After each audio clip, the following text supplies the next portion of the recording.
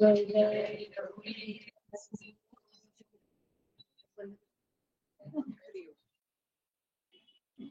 हरिओम. सगळ्यांचं मनापासून या 2 दिवसाचा प्रवचन माझ्यासाठी स्वागत आहे. आपण कुठल्याही कार्यक्रमाची सुरुवात जी आहे ती दीप प्रज्वलनाने करतोय, तर आपण दिवा छोटासा लावून ठेवलेलाच आहे. आपण सगळ्यांनी एकत्र फक्त श्लोक त्याचा म्हणूया.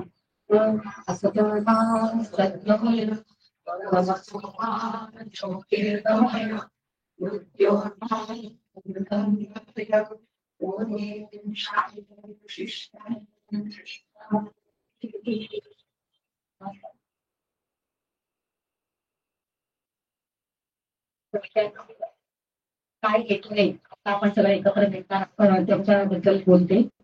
2 महिन्यांपूर्वी आम्हाला असं कळलेलं की पुढच्या ज्योत्स्ना मावशी ज्या आहेत त्या इकडे मुंबईला येणार आहेत.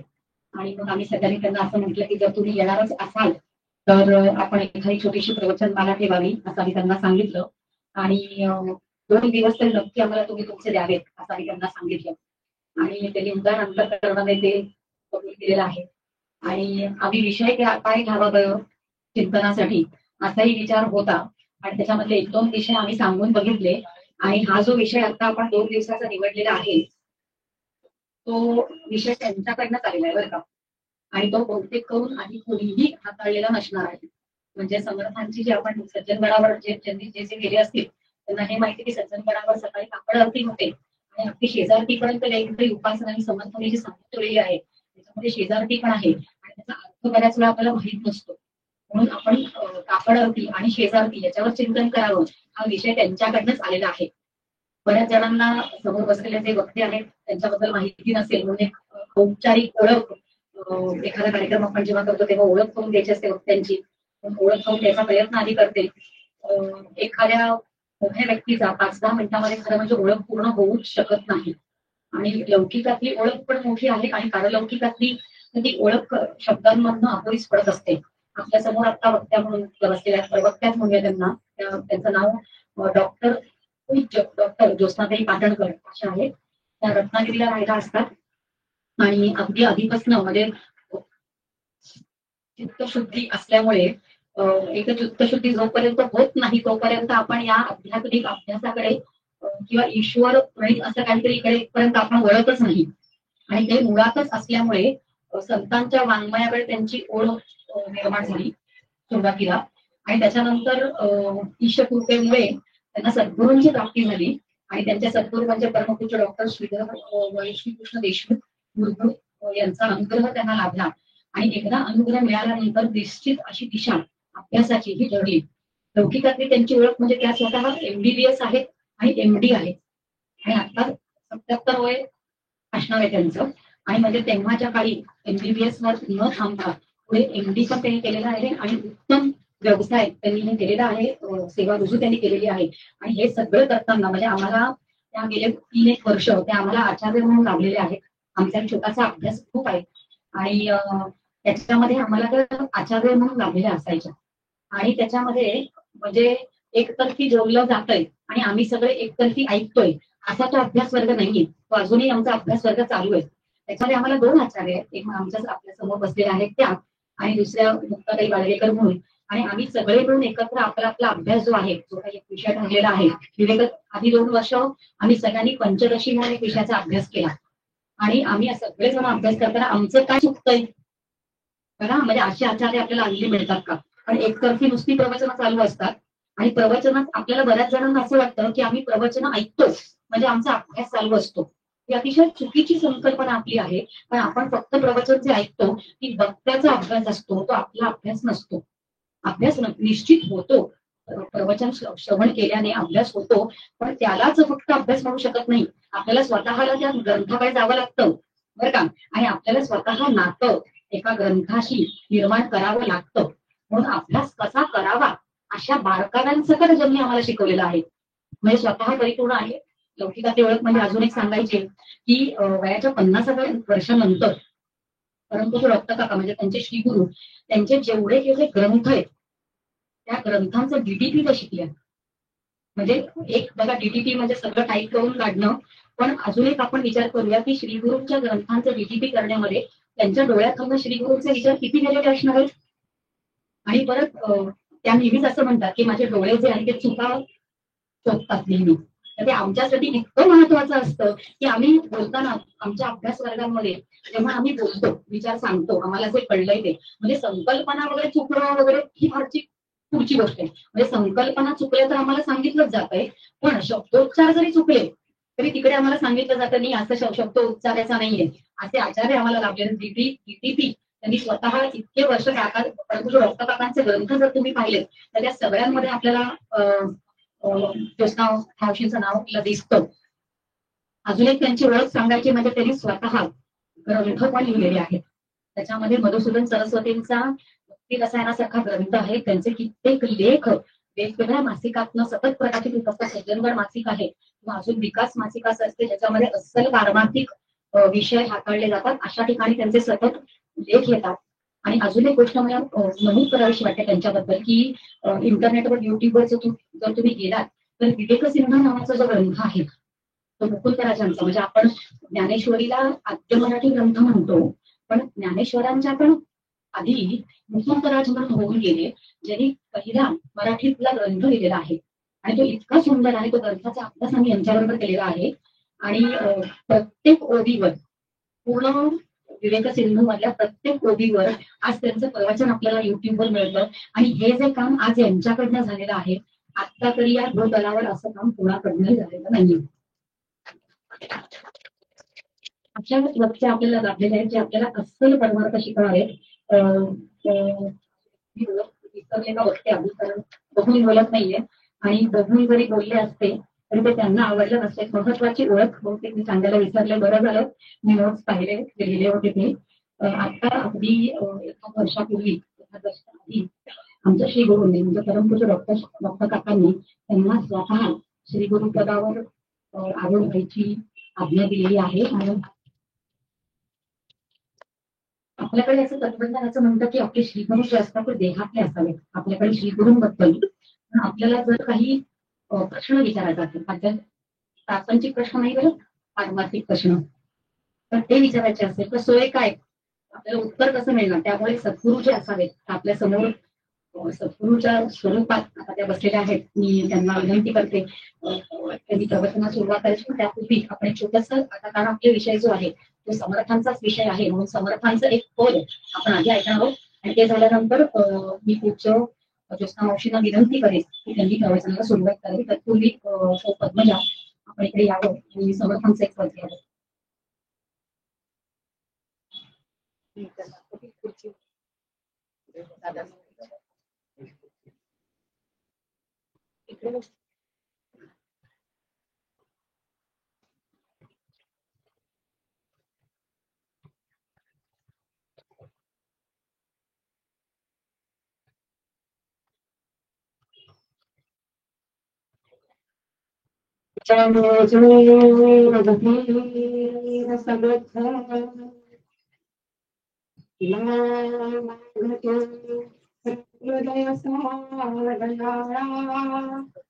दिनाकारणी देयाचा कृपाळा भक्ती तुझी असे त्वा करावे. समर्था मला पूर्ण वैराग्य द्यावे. वासना विषयी हो देऊ परब्रह्म देखो यातून भाऊ. असे दृढ वृत्ती मध्ये वसावे. समर्था मला पूर्ण वैराग्य द्यावे. कामभाव क्रोध चांडाळ पापी नको मोह तैसा क्रूर रूपी. मना कल्पने पासून सोडवावे. समर्था मला पूर्ण वैराग्य द्यावे. सदा सर्वदा शांती विरक्ती राहे. हरी कीर्तनी चित्त समासे बसोवे अखंडित अध्यात्म करणी पणावे समर्था मला पूर्ण वैराग्य द्यावे असे मोह मी काही माते कळेना कधी दास दास्यत्व तुझे घडेना श्री हस्त ठेवून दुःखा हरावे समर्था मला पूर्ण वैराग्य द्यावे सदा संगती सज्जनाची असावी मती दुर्मती काही कोठे नसावी मनी लोचनी रामरूपा पहावे समर्था मला पूर्ण वैराग्य द्यावे असे यावेळी अंतरी दर्शनाची हरी भाग्यहीना मला भेट करीची करी प्रार्थना दिनवाणी स्वभावे समर्था मला पूर्ण वैराग्य द्यावे दास बोधी असे भाव माझा मना माझी हा लागला ध्यास तुझा तव स्तुत हाती धरावे समर्था मला पूर्ण वैराग्य द्यावे समर्था मला पूर्ण वैराग्य द्यावे जय जय रघुवीर समर्थ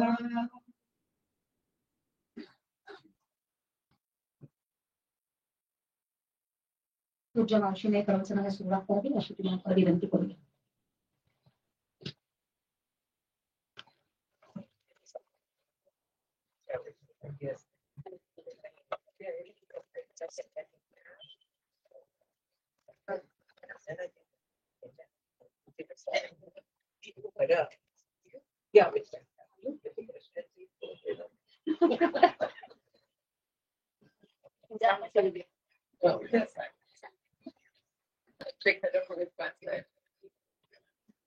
आता जे काही प्रस्तावना थोडी आधी केली होती मी त्याच्यामध्ये की म्हणजे मी असं जे म्हटलं की त्या नेहमी म्हणतात की आमच्याकडनं काय चुकलंय त्या सांगतात आणि ते किती गरजेचं असतं तसं ते सांगणं त्याच्यामुळे आपले विचार पण जे असतात त्याला एक दिशा मिळते आणि त्याच्या आता जे माझ्याकडनं राहिलं होतं त्याची आठवण त्यांनी मला करून दिली म्हणजे आमच्या आचार्य किती परफेक्ट आहेत हे सांगायचंय की श्री गुरूंचं महत्व सांगताना आपल्याला आपल्या प्रश्नांची उत्तर मिळण्यासाठी देवधारी सत्पुरुष असावे असा उल्लेख जेव्हा मी आता केला त्याच्यामुळे त्यांनी सांगितलं की फक्त तेवढ्यासाठी देहधारी सद्गुरूंची आवश्यकता नसते तर त्याच्याही पेक्षा वरती आपल्या अत्यंतिक हितासाठी आपली साधना कुठली आहे आपल्यासाठी योग्य नाम काय आहे कारण आपण बऱ्याच वेळा अशा ठिकाणी जातो की जिकडे देहधारी सद्गुरू नसतात एखाद्या तिकडे आपण स्थळी जातो आणि तिकडे सगळ्यांनाच एक पद्धतीचं साधन मिळत असतं पण आपण जेव्हा देहधारी सद्गुरूंकडे जातो तेव्हा आपली प्रकृती कशी आपल्या अत्यंतिक हिताचं काय अशा पद्धतीचं साधन आपल्यासाठी जे योग्य असतं असं साधन मिळत असतं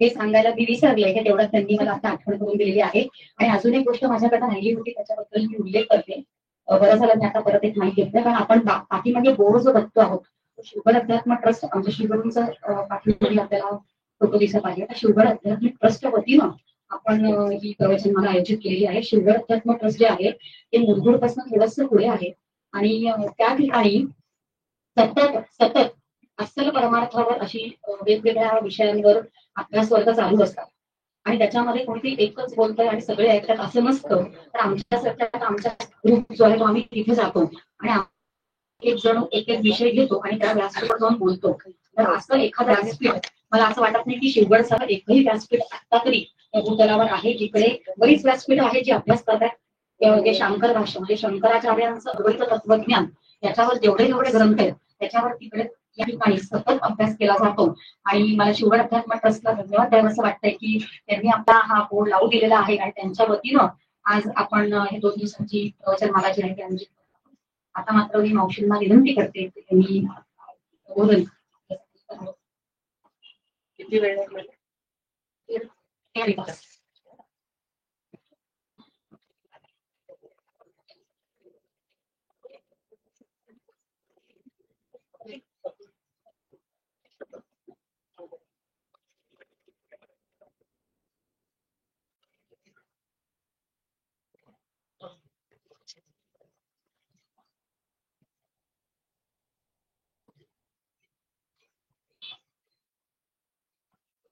गुरुर्ब्रह्मा गुरुर्विष्णू गुरुर्देवो महेश्वरः गुरु साक्षात् परब्रह्म तस्मै श्री गुरवे नमः.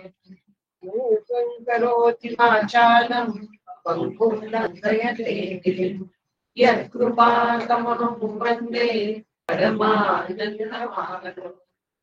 कृपाकटाक्षाची या किरणे मोहसमुद्राचे आटणे घडे जये त्या श्रीकृष्णे बंधुदयाचे सारिखे पूर्ण वैराग्य जासे वशिष्ठा परिज्ञान योगेश्वरासे कवी वाल्मिका सारिका मान्य ऐसा नमस्कार माझा सद्गुरुदासा.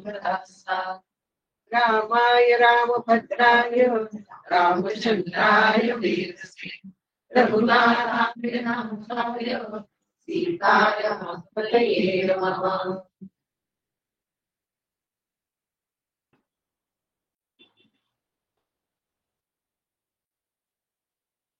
काकड आरती हे खर तर कपिलने सुचवली, आपण घेऊया म्हणून.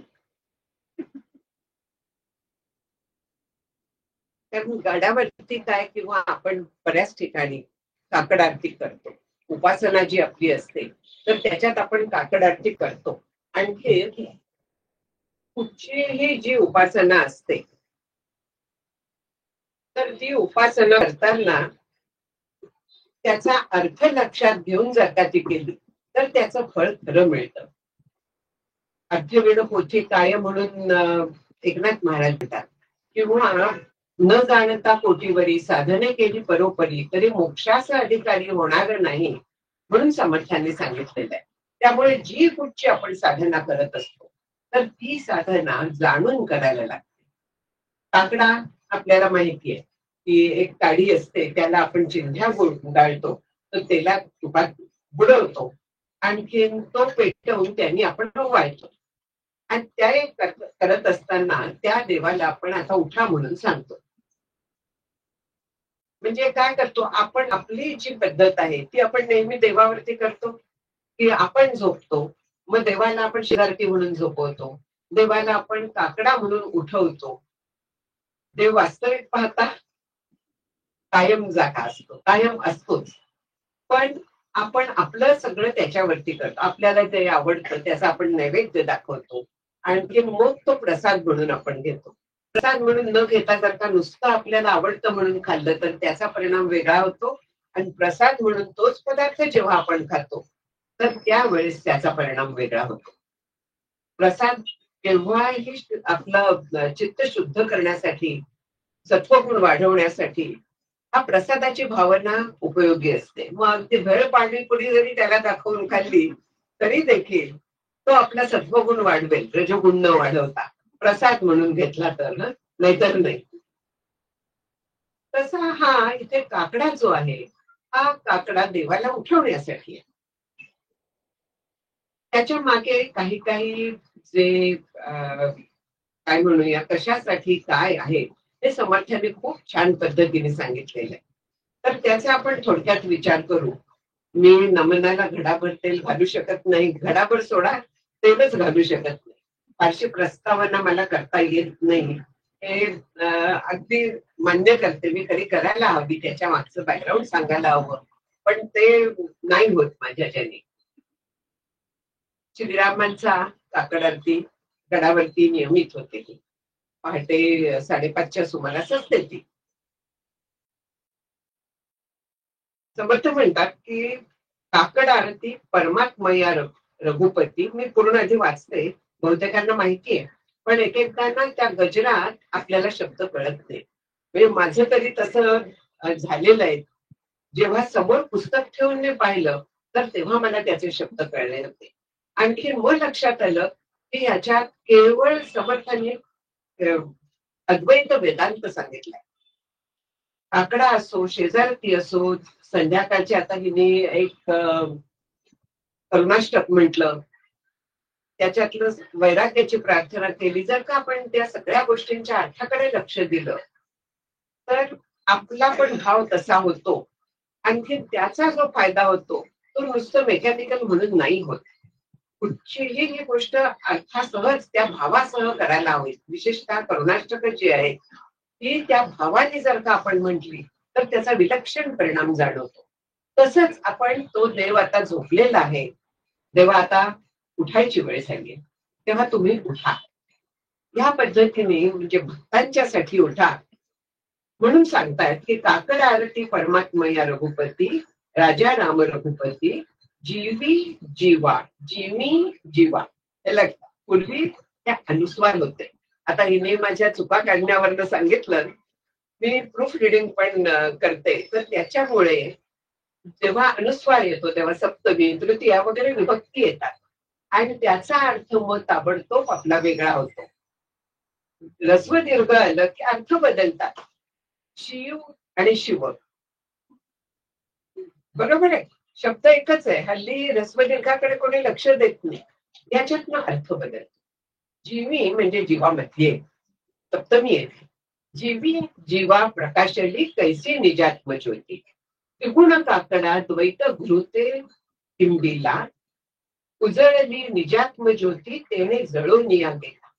काजळीना मैस नाही जळमळ ढळमळ, अवनी ना अंबर प्रकाश निघोट निश्चळ, उदयो ना असतु तया बोध प्रातः काळी, रामी रामदास सहजी सहजोवाळी.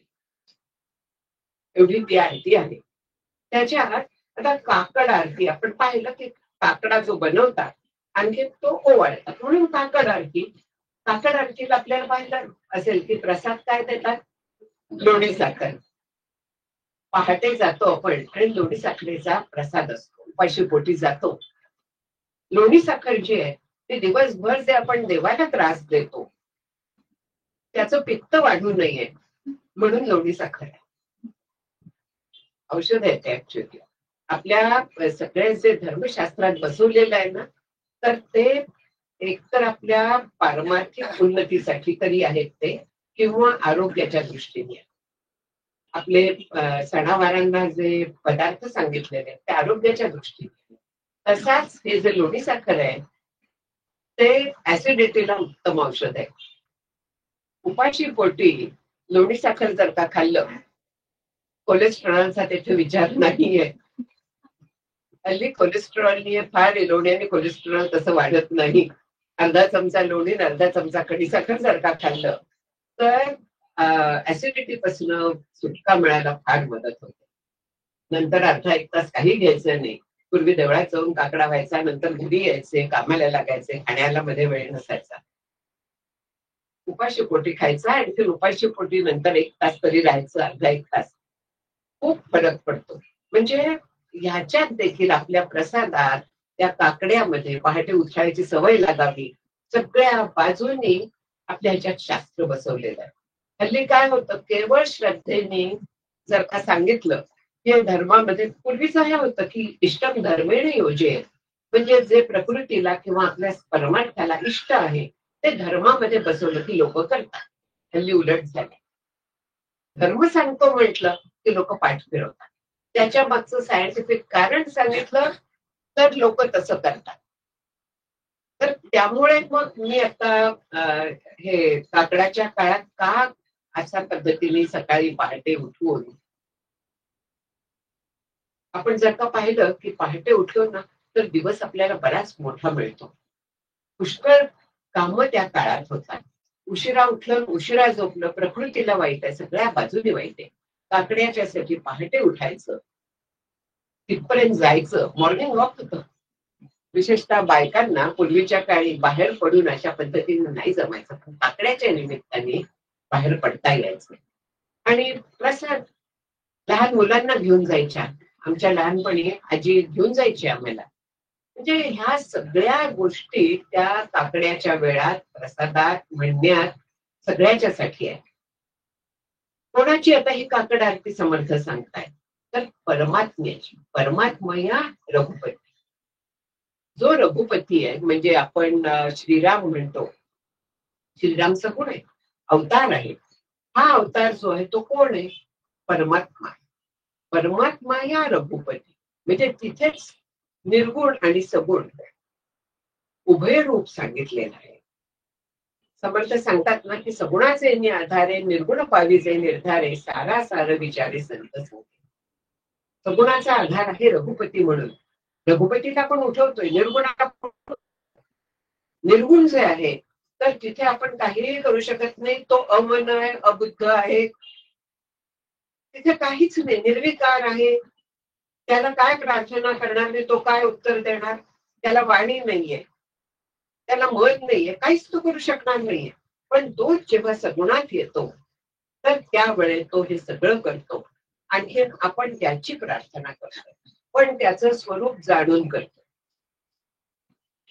न जाणता कोटीवरीच आहे म्हटलं तर इथे त्याचं स्वरूप जाणून जेव्हा आपण त्याची प्रार्थना करतो, म्हणजे जे रूप आहे त्याचं, त्याच्या मागचं स्वरूप आहे.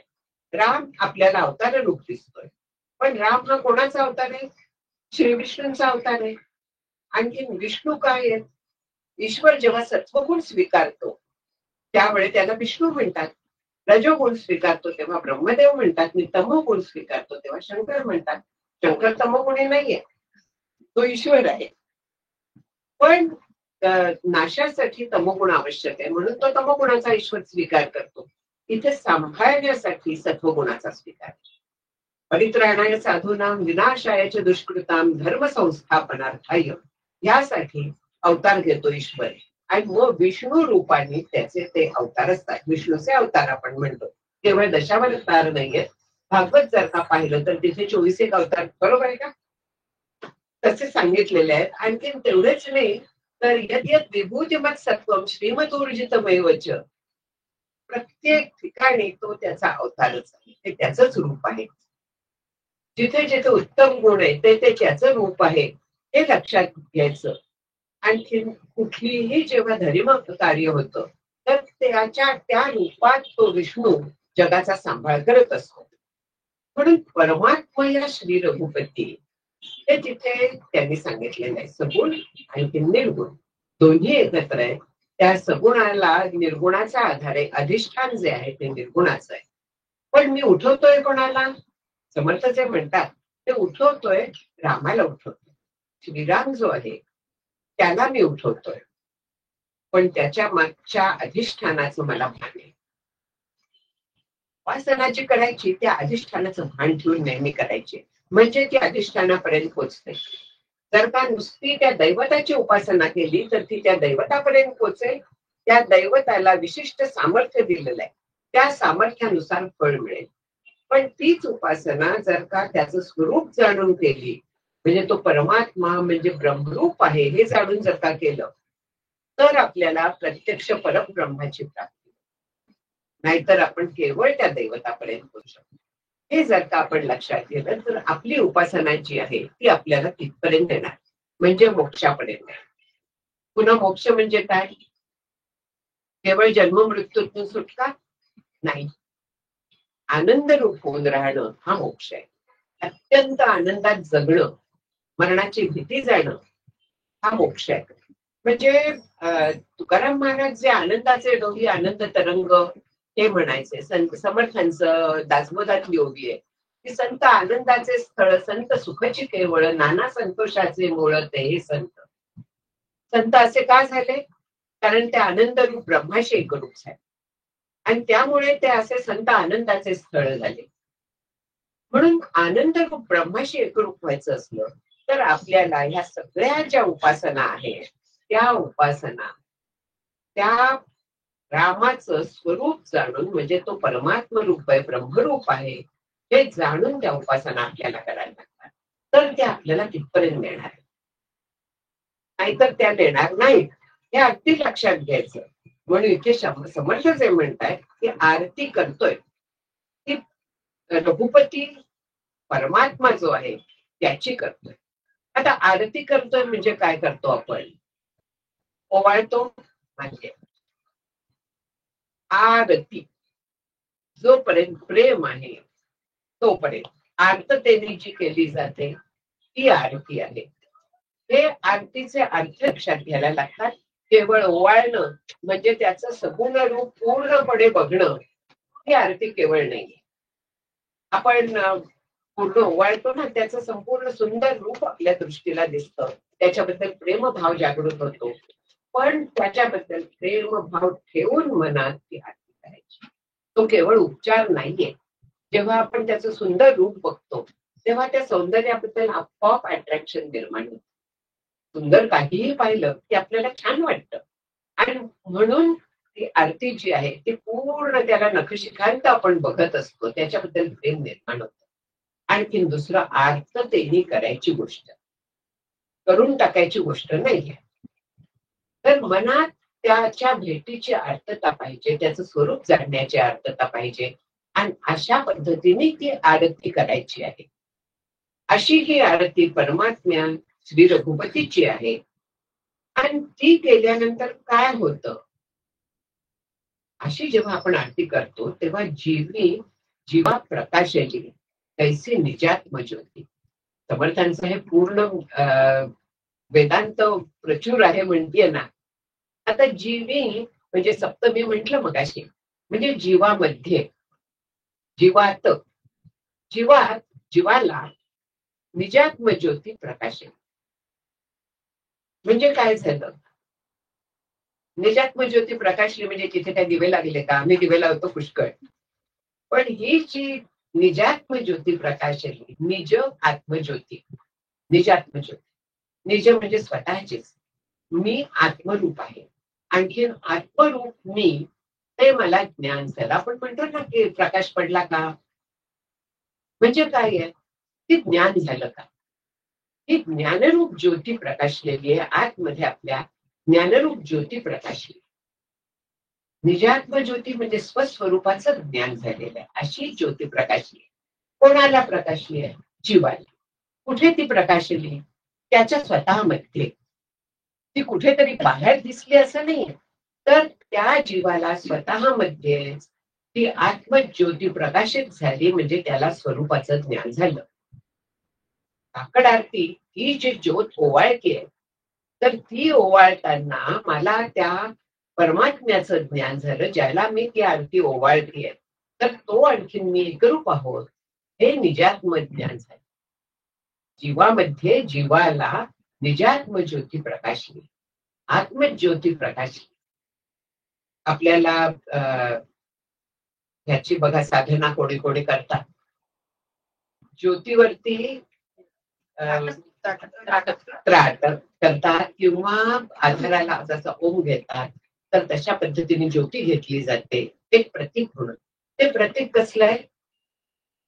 आत्मज्योतीचं आहे. तो आपण विचार नाही करत, ज्योत म्हणून आपण घेतो, पण ती ज्योत ही आत्मज्योतीचं प्रतीक आहे. त्या दृष्टीने पाहायचं, जसं ओंकार तसे वाचको प्रणव हा म्हटलेला आहे. कोणाचा? परमात्म्याचा, म्हणजे परब्रह्माचा. त्याचा वाचक म्हणजे त्याचं नाव, त्याच्याकडे निर्देश करणारा तो ओंकार आहे. तसंच ज्योत जी आहे, ज्ञानज्योती उजळली, आपण हे एक वाचतो किंवा उजेडी राहिले उजेड होऊन, म्हणजे काय आहे? स्वतः उजेड झाले म्हणजे ते आत्मरूप झाले, आणखी आत्मरूप झाले ते आत्मरूपातच राहिले. उजेडी राहिले उजेड होऊन, निवृत्ती देव सोपान मुक्ताबाई. जे कोणी त्यांच्यात ही आत्मज्योती प्रकाशते, त्या प्रत्येकाच्या बाबतीत हे आहे की ते ज्ञानरूप होऊन त्या ज्ञानरूप ब्रह्मामध्ये एकरूप होऊन राहतात, आनंदरूप ब्रह्मात एकरूप होऊन राहतात, आणि म्हणून ते आनंदरूप होतात. म्हणून त्यांना दुःख कुठेही राहत नाही. पण त्याच्यासाठी त्या जीवाला स्वतःमध्येच ती आत्मज्योतीचं ज्ञान व्हायला लागतं. प्रकाशली म्हणजे काय, असा उजेड पडत नाही तिथे. तिथे वेगळेपणाने मला ज्ञान होणार नाहीये. नाहीतर माझ्या हृदयामध्ये किंवा इथे अशा पद्धतीने ज्योतीची कल्पना करतात. त्या केवळ एक आलंबन म्हणून, एक आधार म्हणून अशा पद्धतीने करतात. पण त्याच्या मागचं तत्व समजावून घ्यायला लागतं. आणखी हा जो जीव आहे त्याचं मग काय स्वरूप आहे, त्याला जीवामध्येच हे निजात्म ज्योती प्रकाशली म्हणजे काय होतं. जीव जो आहे ना, तर शास्त्र आता हे सगळ्यांना माहिती असेल, पण मी इथे बसल्यामुळे मला हे सांगणं भाग आहे. आणि असं असतं की जितक्या वेळा हे रिपीट होईल तितक्या वेळा त्याचा एक एकदा अँगल वेगळा येतो आणि त्या पैलूतनं आपल्याला थोडं वेगळेपणाने कधी कधी कोणाच्या तरी शब्दाने क्लिक होऊन जातं, परत उजळणी होते. त्याचा फायदा होतोच कितीही माहीत असलं तरी, नाहीतर आपण पुन्हा पुन्हा तीच प्रवचनं सुद्धा ऐकायला गेलो नसतो. म्हणजे मी तरी श्री गुरूंची तीच प्रवचनं परत परत ऐकलेली आहेत की दरवेळे वेगळा आपल्याला ते कळतं त्याचं. म्हणून जीवी जीवाचे म्हटलेलं आहे, तर जीवाचं स्वरूप काय, की कशी काय प्रकाश. जीव जो आहे तर जीवत्व कसं आलं प्रश्न असतो ना. आपण आता जर का शास्त्र सांगतं की जीव आणि परब्रह्म एक आहे, वेगळा नाहीये. शंकराचार्यांचं आपल्याला प्रसिद्ध वचन माहिती आहे. काय आहे की जीव ब्रह्मैव नापरा, दुसरं काहीही नाही, तो जीव हा ब्रह्मरूपच आहे. पण आपल्याला तर तसं पटणं शक्य नाहीये. परब्रह्म सगळीकडे व्यापून आहे, सर्व साक्षी आहे. ईश्वराला तो लागू पडतो जिथे सर्व शब्द आहे, तर ते सगळे ईश्वराचे गुणधर्म आहेत. सर्वज्ञ सर्व साक्षी वगैरे ईश्वर आहे. ब्रह्मात ते काहीही लागू पडत नाही. तिथे निर्गुण निराकार वगैरे ब्रह्माच आहे.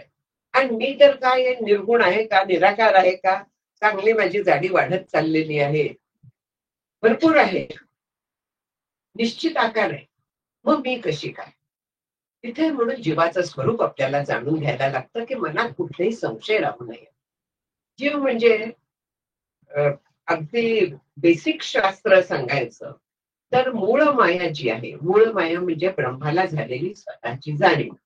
मी आहे अशी ब्रह्मावरचा हा तरंग उठला, त्या तरंगाला, त्या जाणीवेला माया म्हणतात. असार जीवित केवळ माया रडगाणे हे गाऊ नका वगैरे नाहीये.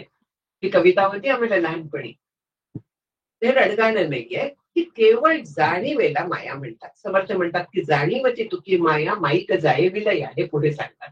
त्या मायेचा अंत सखया ऐक सांगतो, म्हणून ते त्या मायेचा स्वरूप आणखीन तिचा शेवट कसा करायचा हे समर्थ सांगतात.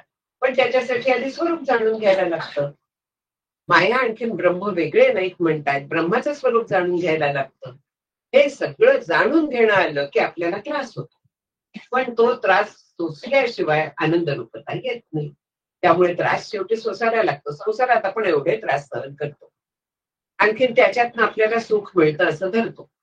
कितीही तिथे त्रास सहन केले तरी तिथलं मिळणारं सुख जे आहे ते थोडा काळ टिकणार, कायम टिकणारं कुठलंही नाहीये तिथे. देवा छान आहे सगळं, पण असंच राहील ना, आपल्याला नेहमीचा हा प्रश्न आहे. कारण आपली खात्री असते कधीतरी जाणार आहे, म्हणून देवाला आपण विचारतो की असंच राहील ना.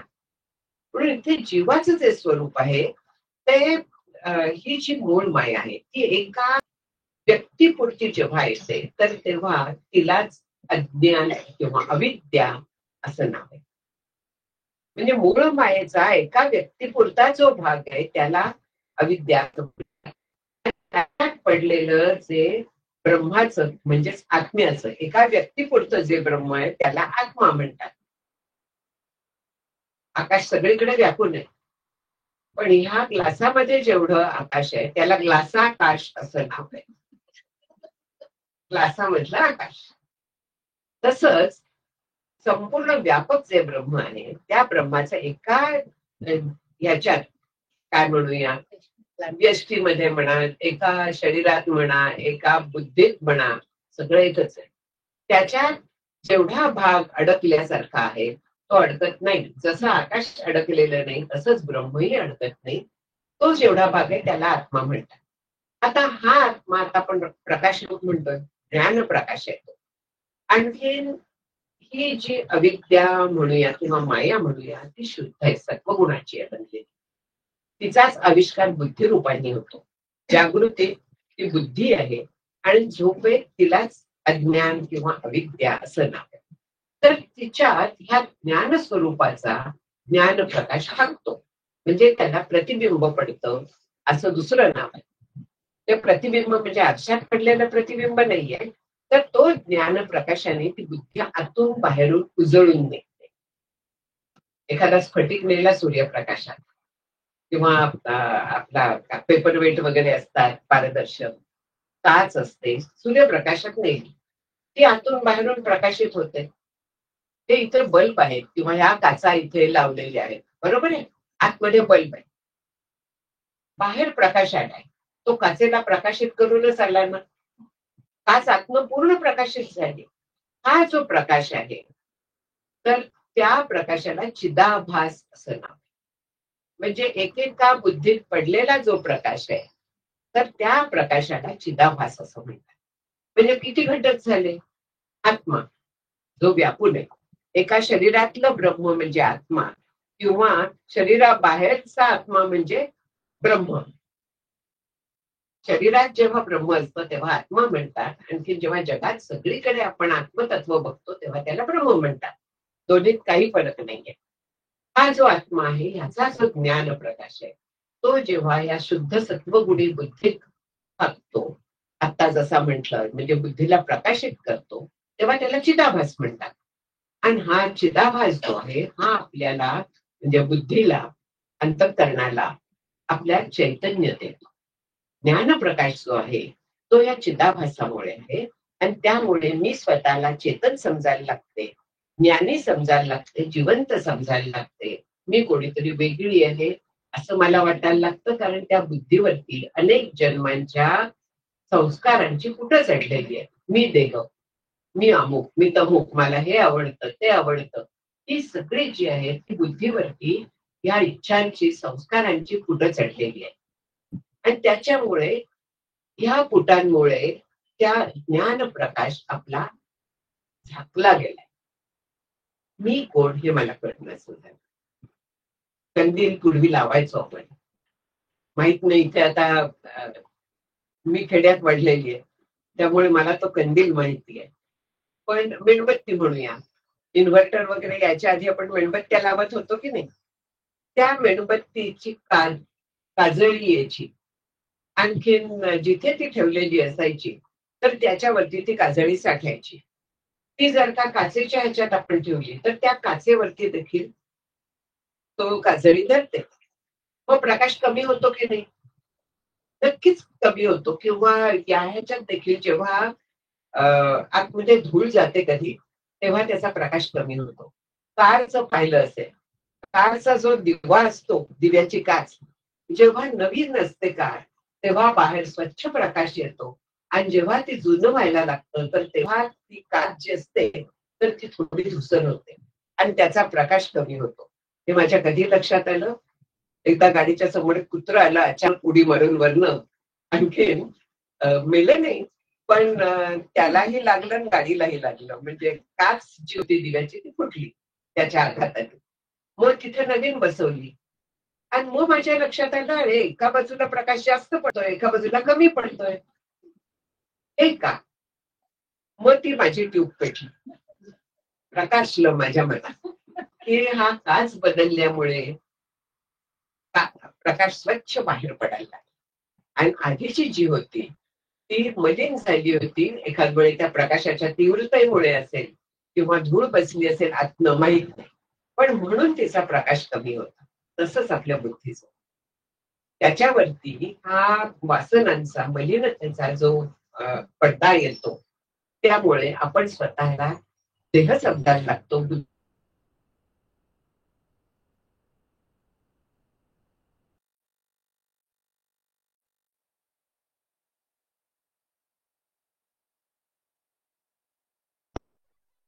मला जम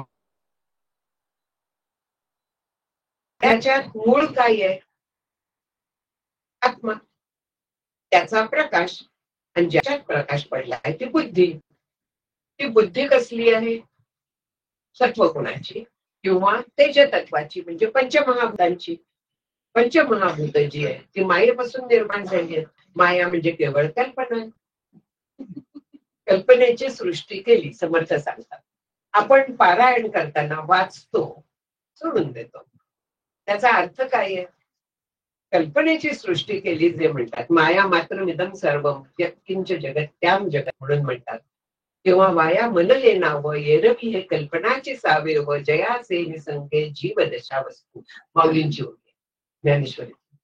म्हणजे मन हे नाव जे दिलेलं आहे, म्हणजे बुद्धी म्हणा, अंतःकरण, ते लिहिलेलं आहे. पण वास्तविक तिथे काय आहे? त्याच्या संघामुळे वस्तू म्हणजे परब्रह्म त्याला जीवदशा प्राप्त झाली. संघामुळे म्हणजे ते प्रतिबिंब आले त्याचं, ते समजायला लागलं मी आहो, म्हणून त्याला जीवदशा आली.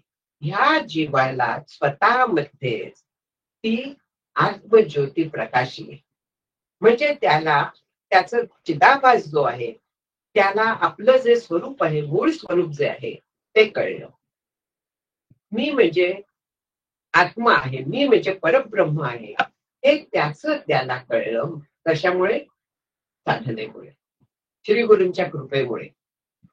ते पुढे बघूया. पण जीवी जीवा प्रकाशली कैसी निजात्म ज्योती जे आहे, तर हा जो जीव आहे त्यातल्या चिदाभासाला कळलं की मी म्हणजे परब्रह्म आहे. निजात्म ज्योती तिथे प्रकाशली, म्हणजे त्याला ते ज्ञान झालं.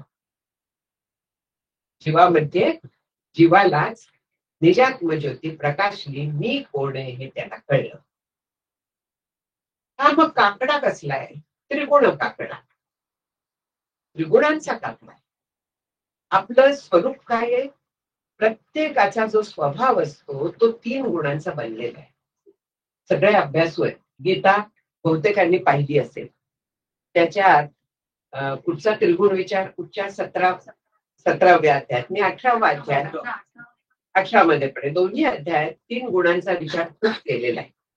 आणखी हे जे 3 गुण आहेत त्याच्याप्रमाणे आपले स्वभाव बनतात. सत्वगुण जो आहे तर तो ज्ञान निर्माण करतो, आणखीन ते टिकवतो. दोन्ही आहे त्याचं. सुख देतो, हे सत्वगुणाची कार्य आहे. रजोगुण जो आहे तो शो ऑफ करणारा आहे, पण कार्य पण करणारा आहे. समर्थांनी त्यामुळे रजोगुणाचे शुद्ध आणि सबळ अशा 2 पद्धतीने वर्णन केलेलं आहे. शुद्ध जो आहे तो सत्वगुणाकडे, आणखी जो शबल आहे तो दिखाऊपणाकडे, किंवा काम क्रोध वगैरे हे जे सगळे आहेत ते शबल रजोगुणाचे आहेत. आणि तमोगुण म्हणजे इनर्शिया ज्याला म्हणतो, तमोगुणाशिवाय जग चालणार नाही. तमोगुण टाकाऊ अजिबात नाहीये, पण तो त्याच्या ठिकाणी होते. जीवाने तमोगुणाचा झोपेपुरता आवश्यक आहे. तमोगुण नको असं अजिबात कोणी म्हणत नाही. पण त्याचे जे बाकी आविष्कार आहेत, कसले की निष्ठुरपणा म्हणूया, क्रोध रजोगुणात येतो. काम एष क्रोध एष रजोगुण समुद्भवा महाशनो महापापमा निद्रा आलस्य प्रमाद.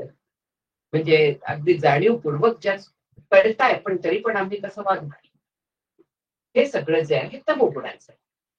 हा भाग काढायला लागतो आणि त्याच्यासाठी आपल्याला साधना करायला लागते. हे जे 3 गुण आहेत ते प्रत्येक जीवात आहे. म्हणून हा जो काकडा आहे हा 3 गुणांचा. समर्थांनी जे त्याच्यावरती सांगितलंय हा 3 गुणांचा काकडा आहे. मग तिथे तूप जे लावतात, तेल तूप वगैरे जळण्यासाठी, तो कसला आहे ताई? द्वैताचा आहे. द्वैत घृते तिंबिला. तिंबिला म्हणजे त्याच्यात पूर्णपणे बुडवला. तो जो काकडा म्हणजे 3 गुणांचा, तिथे हे गुंडाळतात बघा तेवढं, हे 3 गुण जाणण्यात पण ठिकठिकाणी दिसतात आपल्याला. 3 गुण, 3 पदर असतात ना, जागृती, स्वप्न, सुषुप्ती, सत्व, रज, तम. ठिकठिकाणी ह्या 3 आपल्याला दिसत असतात. स्थूल, सूक्ष्म, कारण 3 दैव सगळेच आहेत 3 हे. आणि ह्या 3 गुणांच्यातनं त्यांची सगळ्याची निर्मिती आहे. प्रत्येक ठिकाणी हे गुण बसवलेले आहेत. स्थूल देहाला कुठचा गुण? सत्वगुण सूक्ष्म देहाला, कारण तमोगुण. बरोबर. म्हणजे हे जे 3 गुण आहेत ते आपल्याला सगळीकडे डिफ्लेक्ट झालेले दिसतात. जीवामध्ये 3 गुण कार्यरत असतात. आपली प्रत्येक कृती या 3 गुणात नसते. मला कोणी बोललं काही, अनाठही बोललं, मी काय विचार करते, तो बोलला मला संताप, चुकीचं होतं, मी कधी अशी बोलते का, मी अशी वागते का वगैरे. त्याच्यापेक्षा आपला संताप करून स्वतःचाच तोटा करून घेण्यापेक्षा माझा तोटा आहे याच्यात, मी संतापले तर त्याच्यापेक्षा विचार करावा. जे तुकाराम महाराज म्हणतात, निंदकाचे घर असावे शेजारी. अगदी छान तो उपाय असतो की खरं बोलला का तो नाही, मग मला लावून घ्यायचं काय कारण आहे. खरं बोलला, मला सुधारायला त्यांनी शिकवतोय, मला माझ्या चुका दाखवतोय, किती चांगल्या गोष्टी आहेत. सध्या आपण बोलतोय काय चाललाय,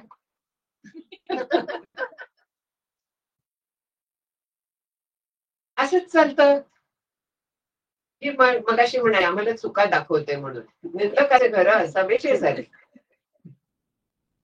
हे शेजारी असतं. आणखी तो आपण विचार करायचा की मला सुधारायला वाव दिलेला. आणि दुसरा विचार जो आहे, असा विचार नाही तर तिथे 3 गुणांचा विचार आहे. 3 गुणांचा म्हणजे त्याचा आता तमोगुण किंवा रजोगुण वर आलेला आहे. त्याचं स्वरूप काय आहे, स्वरूप तोच शब्द आहे पुन्हा. माझं स्वरूप आणखी त्याचं स्वरूप हे आत्मरूपच आहे दोन्ही. मग काय आहे, 3 गुण, त्याचा हा आता तमोगुण वर आलाय म्हणून बोलतोय, नेहमी असं नाही बोलत तो. कशाला लक्ष द्यायचं, सोडून द्यायचं आपण. ह्या पद्धतीने एक विचार करता येतो आपल्याला. आपली शांती टिकवणं हे महत्वाचं आहे. त्रिगुणांचा जो विचार आहे शास्त्रात सांगितलेला, तो आपली शांती आहे. आणि आपली जिथे शांती जाते तिथे आपण परमार्थाचा विचार करू शकत नाही, नामस्मरण होत नाही. चित्त शांत असणं हे परमार्थात अत्यावश्यक आहे. शुद्ध आणि शांत ह्या 2 गोष्टी अत्यावश्यक आहेत. कारण आपल्याला ज्या तत्वात जायचं आहे, ज्या तत्वाशी आपल्याला एकरूप व्हायचं आहे, ते तसं आहे. विमल ब्रह्म आपण म्हणतो. दासबोधात विमल ब्रह्म निरूपण नावाचे 2 समास आहेत. विमल आहे ते, शुद्ध आहे. आणखी तसं जर का आपल्याला व्हायचं असलं तर आपली शांती टिकवायला, हे सगळे उपाय शांती टिकवायचे. म्हणून ते आपण ह्या सगळ्या संत ग्रंथातनं स्वीकारायचे, ते वापरायचे आणि त्याचा 100% उपयोग होतो. 1-2% नाही मी म्हणतात, 100% त्याचा उपयोग होतो. आपली शांती टिकते आणि आपल्या मनात दुसऱ्याबद्दल संताप राहत, आपलं मन गढूळ होत नाही. त्याच्यावरती चिडण्याने आपलं मन गढूळ होतं. त्याच्याबद्दल बघून घेईन वगैरे असला जर का आपण काही विचार ठेवले तर आपलं खरोखर शांती ढळते, मन गढूळ होतं, तोटा आपला होतो. त्याचा काही त्याच्यातनं तोटा होत नाही. निंदा जेव्हा लोकांची केली जाते तेव्हा काय होतं, आपलं मन गढूळ होतं. त्याच्यात काहीतरी फरक पडणार आहे का. निंदा मागे केली जाते, त्याला कणार सुद्धा नाही, समोर केली तरी सुद्धा तो संतापेल. त्यामुळे निंदा हे महापापात आहे गणले. परधन, परस्त्री आणि परनिंदा ही 3 महापाप आहेत. याला कारण आपलं चित्त गढूळ होतं, आपलं चित्त त्याने अफेक्ट होतं. आणखी परमात्म्यापर्यंत आपण जाऊ शकतो. आपण ताक वगैरे करतो बघा. ताक करायच्या पूर्वी काय करतो, रवी जी असते ती गरम पाण्यात आपण बुडवतो. आणखी मग त्या दह्यात आपण घालतो. त्या रवीला कधीही चिकटत नाही लोणी. मग लोणी काढताना हात आपण गरम पाण्यात घालतो, आणखीन लोणी काढतो.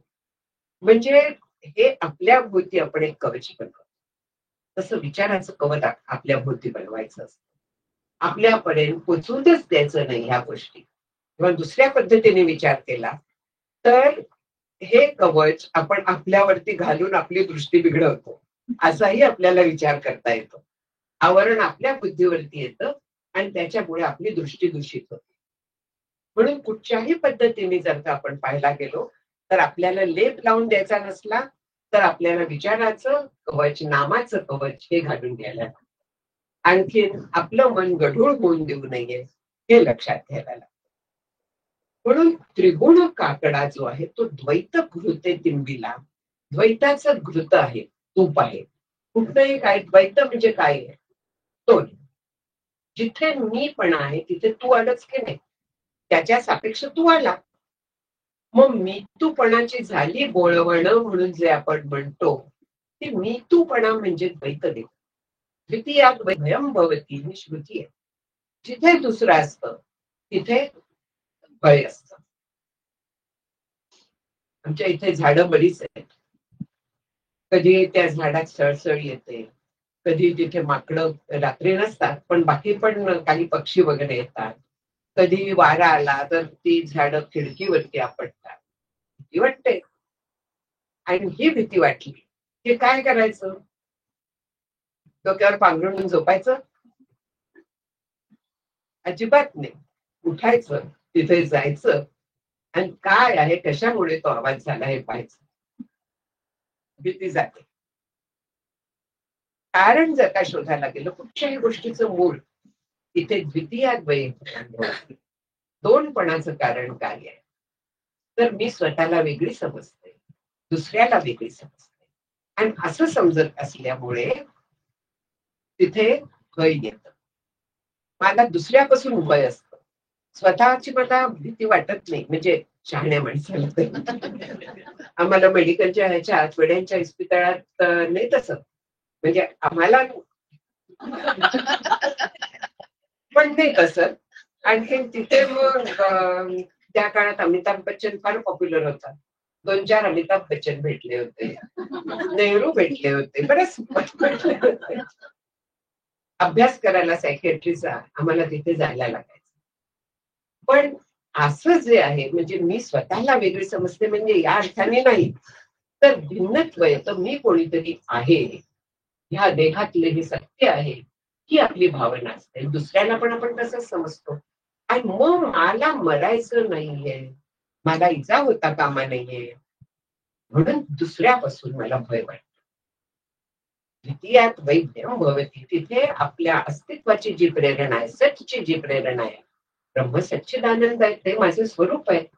आणि सत म्हणजे कायमचं अस्तित्व. ब्रह्म कायम आहे, ते नाही असं कधीच नाही. आणि म्हणून मला वाटतं की मी कायम जगावं. हे कायम जगावं जे आहे त्याला दुसऱ्याच्यामुळे धक्का लागेल असं मला वाटतं. म्हणून दुसऱ्यापासून मला भय वाटतं. जिथे दुसरा येतो तर तिथे भावना येतात, त्यांचे खेळ येतात, तिथे सगळं येतं. राग द्वेष म्हणजे प्रेम पण येतं, संताप पण येतो, सगळं तिथे येतं. आपलं मन गढूळ होण्याचंही तिथेच आहे, आणि उन्नत व्हायचं पण आहे. म्हणजे तिथे मायाचा विचार आहे. समर्थांनी जो सांगितलाय की मायाच बांधते मायाच सोडवते, ती ह्या पद्धतीने आहे. पण शेवटी द्वैतातूनच आपल्याला पलीकडे जायचं आहे, म्हणून साधन जे आहे ते मायेच आहे. आणखीन बांधणारी पण माया. सगळी साधनं जी आहेत ती दुसऱ्यातनंच आलेली आहेत की नाही, हे अगदी बरोबर आहे. पण म्हणजे जसं मगाशी आपण शबल रजोगुणने शुद्ध रजोगुण पाहिला, तसाच संवादी माया आणि विसंवादी माया असे दोन भाग आहेत. पुढे विषयी कल्पना ते अविद्या, पुढे ब्रह्मरे जाण माया सुविद्या. मुळी कल्पना दो रूपेची झाली, स्वरूपी विवेक तरी सस्वरूपी मिळाली. म्हणजे हा विवेक आपल्याला करायचा.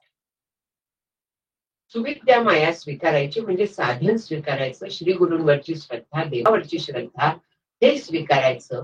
आणि कुविद्या माया जी आहे म्हणजे मी अमोघ, माझा संसार, माझी मुलं बाळ, माझं सुख त्यांच्यावर अवलंबून आहे, ह्या सगळ्या बाजूला सारायच्या. हे द्वैत बाजूला सारायचं. मी जेव्हा समुद्रात जाते, मला बाहेर पडायचं असतं, मला त्या पाण्यातच बाहेर पडायला लागतं ना. तसं या संसारातनं जर का सुटका करून घ्यायची असली, द्वैतातून सुटका करून घ्यायची असली, तर मला द्वैतातूनच जायला लागतं. साधना रूप द्वैत हे मला तादात्म्य रूप देह तादात्म्य जगत सत्यत्व ह्या द्वैतातून मला बाहेर काढतं. आणखीन हा जो काकडा आहे त्रिगुण रूपी, तो द्वैताच्या घृताने टिमलेला आहे, पूर्ण त्याच्यात बुडलेला आहे. म्हणून मग काय झालं की निजात्म ज्योती जेव्हा उजळली, उजळली निजात्म ज्योती तेने जळून आहे.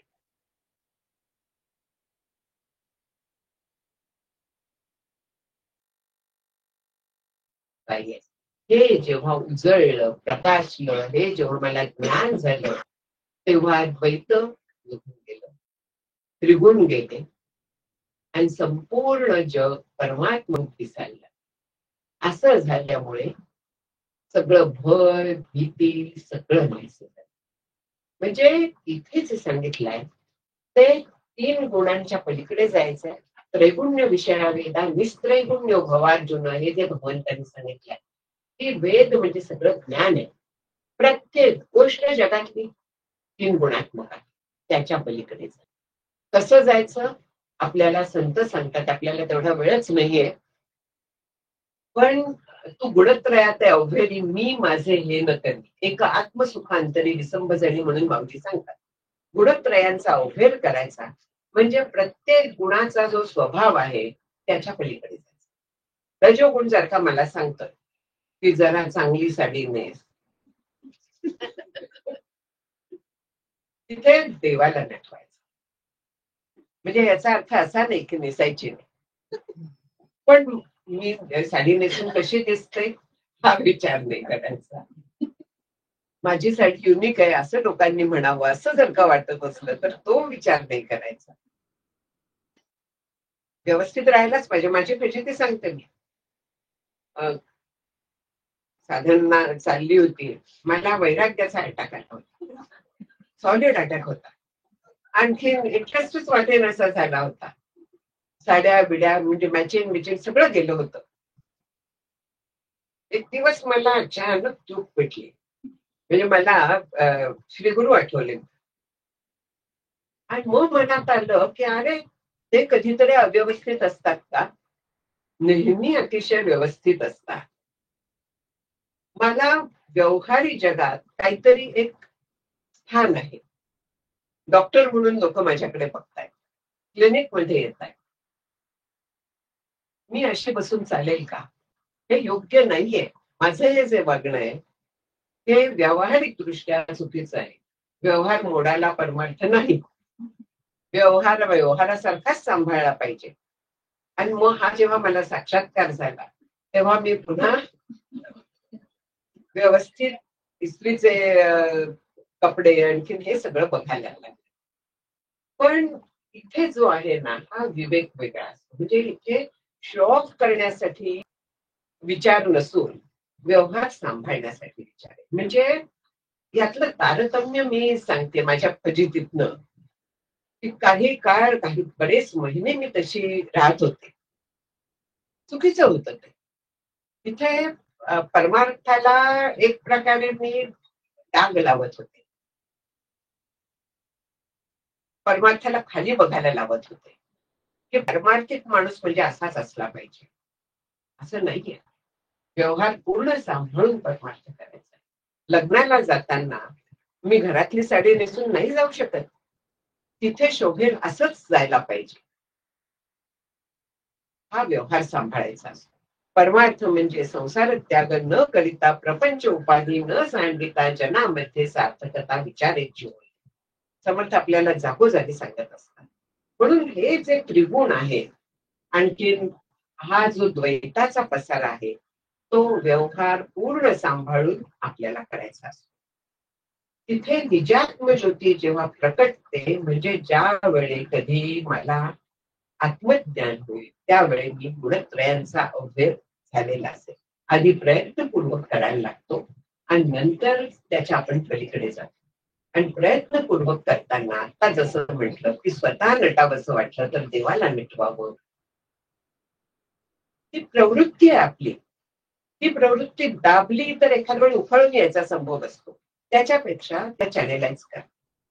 शुभाशुभाभ्याम मार्गाभ्याम वहंती वासना सरित पौरुषेण प्रयत्नेन योजनीया शुभेपती.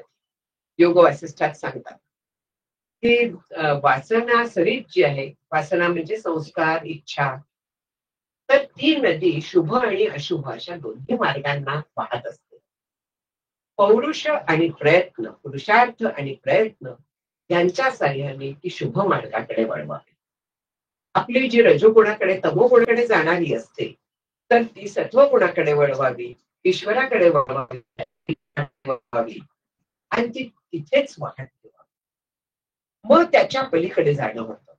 अरे आधी सत्वगुण वाढवून दे, त्याच्यानंतर त्याच्या पलीकडे जाण्याची गोष्ट आहे. आधीच जर का त्याच्या पलीकडे, मग आम्ही पहिल्यांदा सत्वगुणाचंच देणं अवघडू, रजोगुण तमोगुण सांभाळू, तसं नाही करायचं. अर्थात विवेकानंद स्वामी म्हणायचे की आधी रजोगुणी जरा वाढ, सत्वगुण थोडा बाजूला ठेवा. का? व्यवहार चुकत होता त्या ह्याच्यात. जिथे प्रतिकार करायला हवा तिथे प्रतिकारच करायला लागतो, त्याच्यासाठी रजोगुण स्वीकार करायला लागतो. परमार्थ म्हणजे सगळं खाली पडून सोसणं नाही. जिथे अन्याय आहे, जिथे चूक आहे त्याचा प्रतिकार करायलाच हवा. व्यवहार जो आहे तो व्यवहारासारखा सांभाळायला. सोसान म्हणून कोणीही सांगत नाही. समर्थच सांगतात ना, धटासी आणावा धट, उद्धटासी उद्धट वगैरे. तुकाराम महाराज सांगतात की शंकराच्या पिंडीवरती जरी विंचू असला तरी तिथे चपलेचंच काम आहे. म्हणजे संत कोणीही सांगत नाही की खाली बसून सगळं सहन करा. भले त्याचे देव कासेची लंगोटी, नाठाळाचे हाती आणू काठी. हे कधीही विसरायचं नाहीये. परमार्थाच्या नावाखाली अशा पद्धतीने सहन करायचं नाही. असे लोक भेटतात. म्हणून हे मला सांगावं असं वाटलं. माझी एक मैत्रीणच आहे अशी, ती परमार्थात नाहीये पण तरी जाऊन दे ग. म्हटलं का फसतेस तू? जाऊन दे ग बाई, तू जाणे तुझं जाऊन दे जाणं. पण हे परमार्थाला अपेक्षितच नाही अशा पद्धतीने. निजात्म ज्योती जी आहे ती उजळली, याचा अर्थ आपण त्याच्या पलीकडे जातो, पण त्याच्यासाठी प्रयत्नपूर्वक आपल्याला आधी ते करायला लागतं. 3 गुणांचा विचार करायला लागतो, द्वैताचा विचार करायला लागतो, सगळीकडे परमात्म तत्व बघायला हळूहळू शिकायला लागतो. कमीत कमी 3 गुणांचा तरी विचार करायला लागतो आणि तेव्हा ती निजात्म ज्योती उजळते. त्याच्यातनं महा जळून जातो त्रिगुणाचा काकडा आणि द्वैताचा विचार. द्वैताच्या पलीकडे जायला होतं सगळीकडे. आत्मतत्व जे मना बोधात सांगितलेलं आहे समर्थांनी, की नभी वावरे जो अणु रेणू काही रिता ठावया राघवे विण नाही. शिष्य जेव्हा विचारतो की देहे टाकीता देव कोठे राहतो, देव जर का देहात आहे तर देहे टाकीता देव कोठे राहतो, परी मागुता ठाव कोठे पाहतो. त्याच्यावरती समर्थ हे सांगतात की नभी वावरे जो अणु रेणू काही रिता ठावया राघवे विण नाही. सगळीकडे तोच भरलेला आहे, केवळ देहात आहे असं तो समजू नको. ही निजात्म ज्योती. आणि अशी जेव्हा होते तेव्हा द्वैत जातं, द्वैताच्या पलीकडे जातं, भीतीच्या पलीकडे जातं. आपल्याला कायम भय असतो. भय व्यापले सर्व ब्रह्मांड आहे, भयातीत तो संत आनंद. संत भयाच्या पलीकडे जातात आणि आपण संत व्हायच्या आधी सुद्धा विचार जर का ठेवला तर भयाच्या पलीकडे जाऊ शकतो बऱ्याच अंशी. पण पूर्ण भयाच्या पलीकडे जाणं म्हणजे सगळीकडे आत्मस्वरूप बघणं आणि मुख्य मी कोण आहे हे जाणं. मी जर का ब्रह्म आहे, नैनन छिंदंती शस्त्र आहे, नैनन दहती पावक, हे जे आहे की मला मारणार कोण?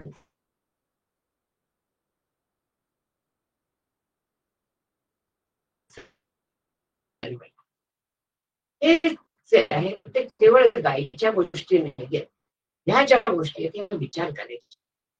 आणि असा आपण विचार करत राहिलो तर आपली भीती कमी होते. भीती वय करत हळूहळू आपल्याला द्वैताचा पण भय म्हणूया तो विचार कमी व्हायला लागतो. आणि ही निजात्म ज्योती उजळल्यावर हा काकडा जळून जातो. अपेक्षित काकडावरती हळूहळू तिथपर्यंत पोचणार. मग ही जी ज्योती आहे काकड्याची ती कशी आहे? आजळीना मैस नाही जळमळ ढळमळ, अवनीनांबर प्रकाश निघोट निश्चय. त्यावरती आजळी जाते. काय प्रॉडक्ट? तसा या ज्योतीचा काय प्रॉडक्ट आहे? ही ज्योत आहे ही शुद्ध आहे, त्यावरती काजळी नाहीये, मैस म्हणजे डाग नाहीयेत कसलेही, शुद्ध आहे ती अतिशय. तिथे वाद नाहीये, तिथे तेल नाहीये. वास्तविक पाहिलं तर ही जी आत्मज्योती आहे तर तिथे आपल्या जे दिवे लावायला दिवा लावण्यासाठी पेटवण्यासाठी लागतं असं काहीही लागत. ती स्वयंज्योती आहे. म्हणजे ज्ञान जे आहे ते तिथे आहेच, त्याच्यासाठी वेगळ्या साधनाची गरज नाही, असं ते आहे. आणि त्यामुळे तिथे काजळी धरत नाही. जे आपल्याला म्हणजे काय असतं, संत काय किंवा शास्त्र काय, आपल्याला आपल्या अनुभवातल्या गोष्टीतनं त्याच्या पलीकडल्या गोष्टीत घेऊन जातात. आपल्याला दिव्याची ज्योत म्हटल्यानंतर किती काजळी आहे, किती डाग पडतात, हा अनुभव आहे. ही ज्योती तशी नाहीये. तिथे जळबळ नाही, म्हणजे भाजत नाही त्यांनी अजिबात.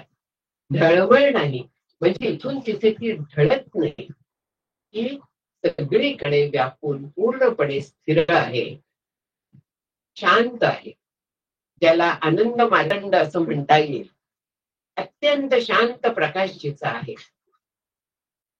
सूर्य जो आहे तो तापतो, पण हा जो आत्मसूर्य आहे तो शीतल प्रकाश देणारा, पूर्णपणे निवळून टाकणार आहे आपल्याला, असा तो आहे. म्हणून जळमळ ढळमळ नाही. अवनी नांबर प्रकाश निकोट निश्चळ. तिथे पृथ्वी, आकाश सगळं गेलेलं आहे. सगळं गेलेलं आहे म्हणजे काय आहे? सगळं ब्रह्मरूप झाले. जे काय आहे तर ते केवळ ब्रह्म आहे. याचा अर्थ मी पृथ्वीवर पाय देणार नाही असा नाही. व्यवहार जो चालतो तो तसाच चालतो, हे परत परत सांगायला लागतं. नाहीतर त्याचं भय असतं की मला ज्ञान झालं आणखी मी मेले तर काय, समाधी मला लागली मी उठलेच नाही तर काय, असं काहीही होत नाही. प्रारब्ध आपल्याला त्याच्यातनं बाहेर काढतं. आणखीन जसा व्यवहार चालायचा तसाच व्यवहार चालणार आहे, त्याच्यात फरक नाही. अनलेस आपल्या डोक्यात काहीतरी चुकीच्या कल्पना आल्या तर आपण मग डास, माझं रक्त त्यांचं अन्न आहे, मग रोज झाले तरी चालेल. नाही, डासांची रॅकेट घ्यायला सुद्धा हरकत नाहीये, मच्छरदाणी लावायला हरकत नाहीये. त्यांचं अन्न त्यांना दुसरीकडनं मिळून द्या. माझ्या शरीरात रोग पसरण्यासाठी मला मनुष्य जन्म मिळाला आहे.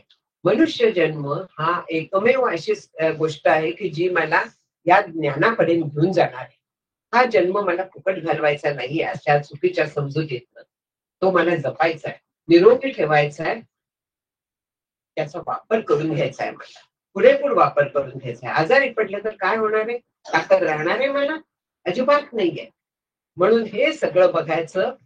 ते जीव किती काय जगणार आहे, काहीतरी आहे का, त्यांना मोक्ष द्या, काही हरकत नाहीये. म्हणजे हा आपल्या चुकीच्या काही काही समजुती असतात. मी बघितलंय तसे, मुंग्या चावून दे वगैरे. आणि कशासाठी? मला त्यांनी ध्यान करता येणार आहे का? त्या चावल्यानंतर ती आग होते, माझे लक्ष लागणार आहे का वाचनात? म्हणजे मी फुकट घालवते ना. म्हणून असलं काहीही करायचं नसतं. आपला जो व्यवहार आहे तो व्यवहारासारखा चालून द्यायचा असतो. फक्त तो नीती न्याय ह्या सगळ्याला धरून उत्तम पद्धतीने करायचा असतो. जोडो नियधन उत्तम व्यवहारे उदास विचारे विचुके. हे लक्षात घ्यायचं. तबला खालनं पैसे घेतले तर ते मनाला खाणार आहेत. तसे जर का घेऊन आपण व्यवहार करायला लागलो तर ते चालत नाही. पण हल्लीच जग असं आहे की एक एकदा ती चेन तुटल्यामुळे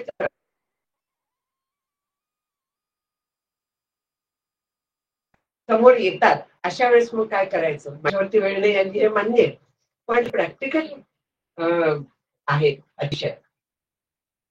घ्यायलाच लागले तर ते आपण वापरायचे, देऊन टाकायचे. योग्य अशा कुठच्याही ठिकाणी आपलं नाव न देता, कारण ते आपले नसतात. आपल्यासाठी तो पैसा वापरायचा नाही, आपल्यासाठी शुद्ध पैसाच वापरायचा. हे असतं की हे कलियुगातले काही काही आपद्धर्म असतात, द्यायला लागतात. कधी कधी घर बांधलाय, घरात राहायला जायचंय, पैसा दिल्याशिवाय कम्प्लिशन सर्टिफिकेट मिळणार. काय करायचं? वर्षभर कुठेतरी भाडं भरत राहायचं. आता कमीत कमी हे तरी झालं, टाइम लिमिट दिलेली आहे, हे पुष्कळ चांगलं झालं. पण ही वेळ मागे आलेली होती, मला नाही द्यायला लागले पण वेळ आली होती जवळजवळ. द्यायला लागतात. तिथे इलाज नसतो. हा व्यवहार आहे कलियुगातला. हा आपल्याला खूप वेळा पडतो प्रश्न की काय करायचा अशा वेळेस. ते करायला लागतं. पण ती जी पाप आहे ते आपल्यावरती नाहीये, हे लक्षात घ्यायचं. आपण आपल्या मनाने हे करत नसतो. हे जे आहे हे आपण कंपेल्ड टू म्हणूया. मग ज्याच्याकडनं हे कंपल्शन येतं तिथे तो दोष करतो. फटक्यांची शिक्षा सांगितली. फटके मारणारा दोष आहे नाहीये, तो आज्ञेचं पालन करतो. शिक्षा जो सांगतो त्याला तरी दोष आहे नाही, तो नियमांचं पालन करतो. म्हणजे नियम करणारा जो आहे तिथे सगळं जातं. ईश्वराचे नियम आहेत ते आपण पाळायचे आहेत आपल्यासाठी आणि इथे बाकीचा व्यवहार सांभाळायचा. इकडे जे अवनीना अंबर म्हटलेलं आहे तर इथे पंचमहाभूतांचा सुद्धा लय होतो हे सांगितलं. आणि प्रकाश निघोट निश्चळ, प्रकाश म्हणजे हा जो ज्ञान प्रकाश आहे, हे जे आत्मतत्व आहे ते निघोट आहे. आपण त्याचा विचार बहुतेक उद्याला करता येईल, तिथे निघोट शब्द आहे ना, त्यावेळेस आपण बघूया. मग पण निश्चळ आहे, कुठेही तो प्रकाश हलत. कारण परब्रह्म जे आहे ते इतकं व्यापून आहे की त्याला हलाला कुठेही जागा नाही. ते जिथे जावं तिथे सन्मुखची आहे. म्हणून मला वाटतं 20व्या दशकातलाच आहे या विमल ब्रह्म निरूपणातली ओवी आहे ती. जिथे जाऊ तिथे ते परब्रह्म आहेच, ते नाही अशी जागा नाही. मग ते कुठून कुठे जाणार आहे? म्हणून ते निश्चळ आहे. अवनी अंबर सगळीकडे त्याच्या पलीकडे व्यापून आहे. उदयो ना असतो तया बोध प्रातःकाळ. प्रातःकाळ होतो म्हणजे सूर्योग होतो, सायंकाळ होते म्हणजे तो मावळतो. मग असा जो आपला आत्मसूर्य आहे त्याला पण असं आहे का की आता थोडा वेळ आम्ही ध्यानाला बसल्यावर तो उगवला, आणखीन ध्यान संपल्यावर तो मावळला? नाही. जेव्हा खरा होतो बोध, जेव्हा तो स्थिर होतो, जोपर्यंत तो काय म्हणूया थोड्या काळापुरतं असतं, तर तेव्हा बोध होणं जाणं अशी प्रक्रिया असते, ज्याला गता यथा वगैरे अशी काही शास्त्रातली नाव आहेत, आपण ते सोडून घेऊ. पण जेव्हा तो स्थिरावतो म्हणजे अपरिवर्तनीय होतो, दृढ होतो, त्यावेळी त्याला उदय असतं. कायम त्या ज्ञानाची तीच स्थिती असते, कायम तो ज्ञानरूपच असतो. तो सामान्य माणसासारखा व्यवहार करताना दिसला तरी पण, कारण तो जगाकडे बघताना जगातलं सत्यत्व दूर करून बघत असतो. देह जो आहे तो जगाचा भाग आहे, तोही सत्य नाहीये, काल्पनिक आहे, ह्या पद्धतीने बघत असतो. तो भास आहे असा बघेल, कधी काय बघेल सांगता नाही येत, पण त्याला सत्यत्व निश्चित नसतं. त्या जगाकडे बघण्याची त्याची तर ती आपल्या दृष्टीपेक्षा वेगळी असते. आपण जगाचे परिणाम आपल्यावरती होतात कारण आपण त्या जगाला सत्यत्व देतो. मी देह आहे, मी अमुक आहे म्हणून आपण समजतो आणि म्हणून आपल्यावरती जगाचे परिणाम होत असतात. त्याच्या स्थितप्रज्ञतेचं रहस्य हे आहे की त्याला जग सत्य वाटत नाही. खात्री असते त्याची, त्या अगाजे झालेची नाही त्याची वार्ता पुससी काही, म्हणून जे समर्थांनी म्हटलंय ते त्यामुळे म्हटलेलं आहे. किंवा ह्याच्यात देखील मांडुक्य उपनिषदावरच्या ज्या कारिका आहेत गौडपादाचार्यांनी म्हणजे शंकराचार्यांचे आदे गुरु, ही पहिला शास्त्र ग्रंथ कारिका म्हणजे, त्याच्यात म्हटलेलं आहे की न कश्चित जायते जीवो संभोवस्य न विद्यते एतत् तदुत्तमं सत्यम यत्र किंचिन्न जायते. अजातवाद आहे, योग वासिष्ठ पूर्ण अजातवाद आहे. सत्य जे आहे ते हे आहे, आपल्या पचतीत पडणार नाही. म्हणून काय आहे की जग भासताय म्हणे, ठीक आहे भास आहे ना, हरकत नाही, आहे ना, भास का असे ना, अशा पद्धतीचा आपला विचार असतो. पण जीवन मुक्ताला तो किती भासमय आहे पक्क कळलेलं असतं. देह देखील त्याचाच भाग आहे, तोही भासमय आहे हे कळलेलं असतं. आणि असं असल्यामुळे त्या भासमय जगात त्याच्यावरती परिणाम होतो. मृगजळ जेव्हा आपल्याला दिसतं तेव्हा आपण जेव्हा मृगजळ हे कळतं तेव्हा आपण त्याचं कौतुक पाहतो की किती छान दिसताय, पाणी दिसताय, तेवढं मोठं आहे वगैरे, आपण मजा वाटते त्याची. तर तसं कौतुकतूप आहे संचिताचे होतं त्यांच्या तिथे एन्जॉय करतात ते. कितीही वाईट कंडिशन असली तरी अरे माझ्या प्रारब्धात असं आहे, अशा पद्धतीने ते प्रत्येक गोष्ट एन्जॉय करू शकतात, त्याचा आनंद घेतात ते, कारण ते आनंद रूप झालेले असतात. तिथे त्यांच्या ठिकाणी बाकी कशालाही वाव नसतो. त्यांचा बोध जो असतो तो कुठेही ढळत नाही. आज मला बोध झाला असं जर का मी सांगायला लागले तर मला त्या इस्पितळात नेऊन टाका, असा बोध अचानक होत नसतो. एक एकदा मला बोध झाला हे कळत सुद्धा नाहीये, इतका तो अलगद जातो. ते जे आपण विचार करत असतो त्याचं दृढीकरण कधी होतं हे आपल्याला कळत. फक्त मग तिथे परिणाम होईन असे होतात हे विचार असला तर जाणवतं. जगाचे परिणाम चांगले वाईट दोन्ही. सुखे संतोषानं यावे, दुःखे विषादानं भजावे, लाभालाभ न धरावे मना माझी, हे जे आहे ते न धरावेने धरलेच जाते. अशा यांनी त्याची ती बोध जे म्हटलंय उदयोना असतो म्हणजे स्थिर बोध झालेला. हा जो त्रिगुणांचा काकडा होता, जो द्वैताच्या घृताने टिमलेला होता, तर ते सगळं जळून गेल्यावर केवळ आत्मतत्व सगळीकडे व्यापून आहे. अनुभव म्हणता येत नाही हेही लक्षात घ्या, कारण आत्मतत्व कधीही दिसत. हा बुद्धीचा निश्चय. बुद्धिनिश्चय आत्मज्ञान, ब्रह्मरूप भावी आपण ब्रह्मनिष्ठा राखे पूर्ण तत्परायणा हरदिशी म्हणून माऊली म्हणतात की बुद्धीचा जेव्हा पक्का निश्चय होतो तेच त्यांनी आत्मज्ञान. आणि ते आत्मज्ञान होण्यासाठी आपल्याला वाटत असतं आपल्या बुद्धीचा निश्चय झालाय, पण श्री गुरुकृपेशिवाय त्याला खरा निश्चय होऊच शकत नाही. तिथे गुरुकृपा अनिवार्य आहे. म्हणूनच संतांनी सगळ्या गुरूंची एवढी महती गायलेली आहे की सद्गुरु विण काही भव तरणो पावतो नाही, या लागी लवलाही सद्गुरु पाव सेवावे म्हणून समर्थ म्हणतात. तिथे दुसरा इलाज नाहीये. पण ते जो विचाराची दिशा देतात, आता आपण म्हणू की विचाराची दिशा काय आम्हाला ग्रंथातनं मिळेल, प्रवचनातनं मिळेल, ती पुरत नाही. त्याच्या मागे श्री गुरूंचं सामर्थ्य असतं, त्यांच्या परंपरेचं सामर्थ्य असतं, आणि त्या सामर्थ्याने आपल्याला बोध खरा होतो. एरवी बोधाचा भास असतो. झालाय असं वाटतं, मला कळलाय वाटतं, बुद्धीला कळतं थोडस, प्रश्नच नाहीये. पण ते मुरायला तसं व्हायला सद्गुरू लागतात आणि मगच ते तसं होतं. म्हणून इथे पुढे सहजी सहज ओवाळी म्हटलेलं आहे. तिथे सहजावस्था येते, तो सहज होऊन जातो बोध, आणि तिथे विचार करायला लागत नाही. जी सिद्धाची स्थिती असते ती साधकाची साधना असते.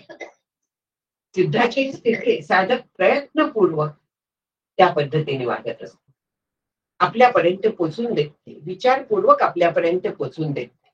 आणि सिद्धाला ती गोष्ट अत्यंत सहज झालेली असते, कारण तो त्याचा सेकंड नेचर बनलेला असतो. मी स्त्री आहे, मी अमुक आहे, तमुक आहे, हे मला पुन्हा सांगायला लागत नाही, पाठ करत बसायला लागत नाही. तसं आहे ते सहज झालेलं आहे. तसं मी ब्रह्म हे तिथे सहज झालेलं आहे. मला ती पेशव्यांची गोष्ट आठवली, नाना फडणीसांची, की पेशव्यांच्या याच्यात एक माणूस आला, ते म्हणाला की माझी मातृभाषा कुठली आहे ती ओळखून दाखवा, तुम्ही एवढे हुशार आहात. अस्खलित अनेक भाषा बोलणारा होता, कोणालाही त्याच्या बोलण्यावरनं त्याची कुठची भाषा हे कळलं नाही.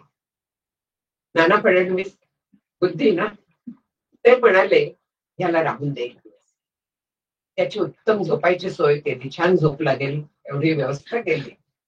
आणि मग एकाला सांगितलं की त्याच्या डोक्यावर जाऊन थंड पाणी होत, आणि मग तो काय बोलतो ते मला येऊन सांग. त्याप्रमाणे केलं, केमछे वगैरे तो बोलायला लागला.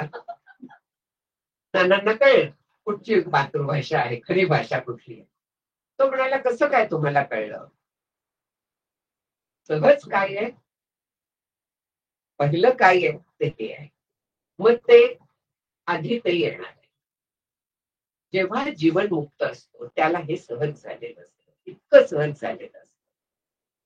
आपल्याला प्रयत्नपूर्वक ती भाषा अंगीकारायला लागते. त्या पद्धतीने तेव्हा आपण हळूहळू त्या सहजतेकडे जातो, तोपर्यंत नाही जात. म्हणून तस्मात विचार करावा, देव कोण तो ओळखावा, आपला आपण शोध घ्यावा. पण जेव्हा आपण कधी उपासना करतो किंवा हे असं काकडाची वगैरे ह्या पद्धतीने आपली उपासना चालते, प्रत्येक दैवताची वेगळी असते, पण सगळीकडे तत्व हेच लागू आहे, त्याला अपवाद नाही. म्हणून उपासना करताना त्याच्या मागचा भाव बघायचा, त्याच्या मागचं तत्वज्ञान बघायचं. हे उगाचच नाही लिहिलेलं, हे आपल्यासाठी लिहिलं आहे की आपला ह्या निमित्ताने अभ्यास व्हावा, ह्या निमित्ताने साधना व्हावी. म्हणून कुठचीही उपासना करताना त्याच्या मागचं तत्व बघत, त्याच्या मागचं ज्ञान बघत आपल्याला उपासना करायची असते. अर्थ मनात घेऊन उपासना करायची. आपण जप करतो, जपाचा अर्थ काय आहे? तदर्थ भावनम जपा.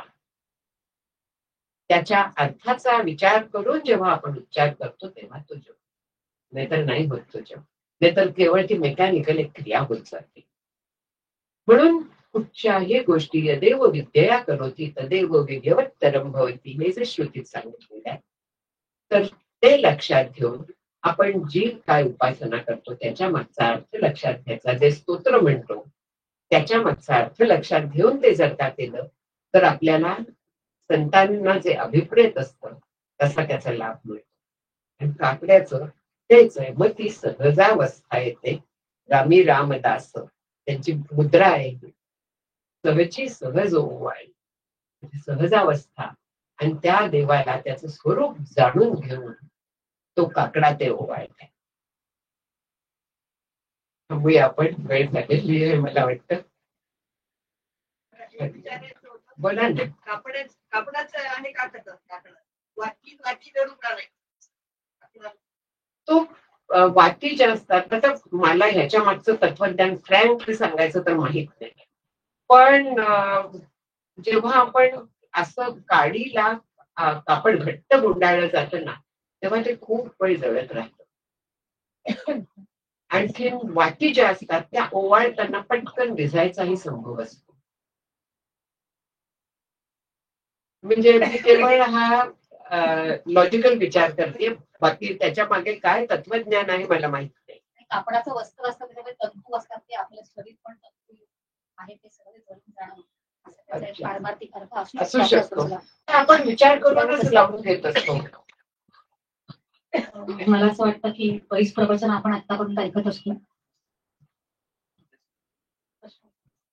बोला, हरकत नाही. काकडा जो करतात त्याचा राग वेगळा असतो आणि आपण शेजारती करतो त्याचा राग वेगळा असतो. असं प्रातःकाळचे राग वेगळे असतात, आणखी सायंकाळचे वेगळे असतात. रागच वेगळे असतात, सकाळचे राग वेगळे असतात, पण ते शुद्ध असतात तेव्हा. आणि शुद्धी जायचं असताना मुळात संगीताचं तत्वज्ञानच असतं. आणि समर्थांची बरेचशी पदं आहे ती सगळी रागांवर जातात, त्यांना रागांमध्येच होती. मग सकाळचे राग संगीतात वेगळे असतात. खूप वगैरे सकाळी येत ना. सकाळचे राग हे आपल्याला म्हणजे प्रत्येक प्रहराचे राग वेगळे आहेत. जर का ते शास्त्र तुम्हाला माहिती दिसत, तुम्हाला माहिती येते त्या त्यावेळी ते भाव येतात ना त्या रागांच्या मुळे. कालच चतुरंगामध्ये आत्ती अंकलीकरांचा लेख आहे, त्याच्यामध्ये तानपुराबद्दल तानपुरा आपल्याला लावून घ्यावा लागतो आणि तानपुराचा आपल्याला जोडावं लागतं. कालचं वाचलं, कालच्या चतुरंगामध्ये अगदी वाचावं, त्या चतुरंगाला पण त्यांनी जीवित केलं. अक्षय इतकं सुंदर लिहिलंय आपली मोक्षीला की फार सुंदर आहे. त्यासाठी ते आशा त्यांना ते आपले आपले जे भाव आहे ते जुळावे लागतात वेळेला, त्यासाठी ते आशा. आणि मला असं वाटतं मुख्य प्रश्न आपले जर असले पाहिजेत की जीव ब्रह्म ऐक्य याच्याबद्दल असले पाहिजेत. कारण बाकी प्रश्न असतात मान्य आपल्याला वेगवेगळे प्रश्न, पण संपूर्ण लक्ष जाय मला वाटतं आपण इतर प्रवचन ऐकतो आणि आपण आत्ताच जे प्रवचन ऐकलेलं आहे त्याच्यामध्ये आपल्याला फक्त गोष्टी सांगून गुंतवून ठेवणं अशा प्रकारे ते कुठेही नव्हता. इकडे अस्सल तत्वज्ञान, अस्सल परमार्थ जो होता तो होता. आणि इतक्या वेळा आतापर्यंत आरती म्हणलेली आहे, पण मला असं वाटतं म्हणजे त्याच्यामध्ये त्रिगुणांचा काकडा एक वेळ अर्थ समजू शकतो, पण जीवी जीवा हे जे सुंदर पद्धतीने समोर आलं की पहिला जीव कुठला आणि दुसरा जीव काय, असे हे बारकाव्यांसकट ज्या गोष्टी आलेल्या किंवा आता अगदी सहज बोलता बोलता कारिका किंवा आता कितीतरी वेगवेगळे प्रकार असतात ग्रंथांचे, त्याच्यामध्ये शास्त्र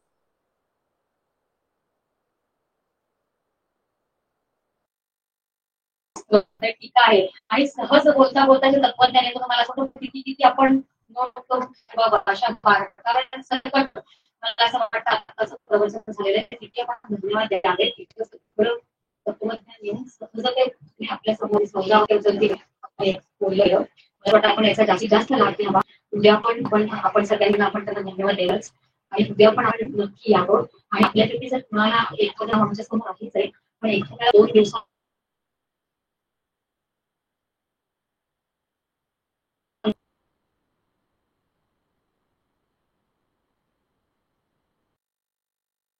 आणि उद्याच्या प्रवचनामध्ये सांगता होणार आहे उद्या नक्की आपण सगळ्यांनी वेळेवर यावं फक्त आत्ताच